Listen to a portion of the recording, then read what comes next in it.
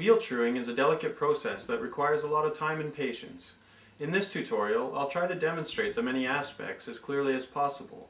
Ideally, you want to have a truing stand, good lighting, and a comfortable workspace. If you don't have a truing stand, lateral or side-to-side adjustments can be done using your brake pads as a guide. If truing the wheel on your bike, be sure to deflate the tire before you begin. For radial or up and down adjustments, you can use an L-square as a guide by attaching it to your fork or frame. It is very important to use the correct size spoke wrench to avoid stripping the spoke nipples. Before you begin, carefully inspect your wheel for any bent or broken spokes. Make sure your hub bearings don't have any play, and then carefully squeeze a drop of light oil into all of your spoke holes. Remember that spokes have a regular right-hand thread, but that while you're truing a wheel, you will be looking at the nipple upside down, so you have to turn the spoke clockwise to loosen and counterclockwise to tighten. Make sure that the spoke doesn't turn with the nipple, which could cause it to twist and break. If it does turn, apply some light oil to the nipple threads and try again.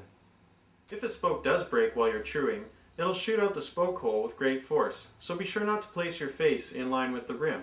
Safety glasses are highly recommended. To check radial alignment, place the guide near the highest point on the outer edge of your rim. Find the high spots in your rim by spinning the wheel, and correct them by tightening both the left and right side spokes equally. Correct any low spots by equally loosening the spokes in the affected area. Tighten or loosen spokes in quarter turn increments. For example, if the affected area spans the length of 4 spokes, tighten all 4 spokes 1/4 turn, and then tighten the middle 2 spokes another quarter turn. Then recheck the radial alignment and repeat the process as needed. To check lateral adjustment, place the guide close to the rim sidewall and look for high spots on either side. To correct a left or right high spot, tighten the spoke that leads to the opposing hub flange, and equally loosen the spoke that leads to the hub flange on the same side as the high spot.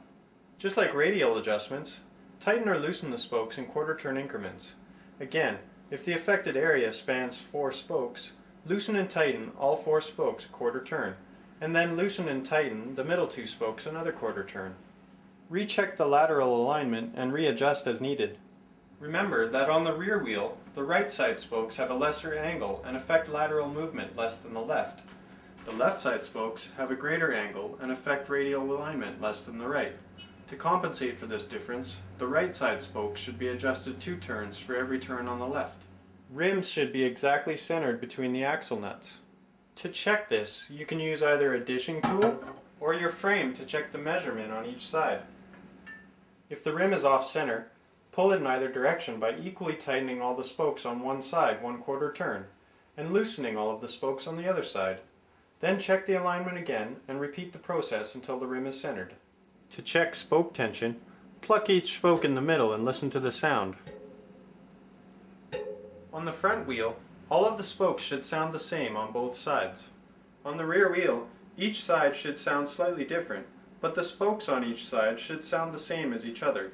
Most people don't have a spoke tensiometer, so it's a good idea to compare the sound of your spokes to the sound of a wheel that you already know has proper tension. Every spoke tension adjustment affects the whole wheel, so you may have to repeat these steps several times before the wheel is true. After the wheel is true, you should always pre-stress the spokes and readjust before riding. Failure to do this could cause broken spokes later. There are 2 ways to do this. The first way is to squeeze together the parallel spokes on both sides of the wheel.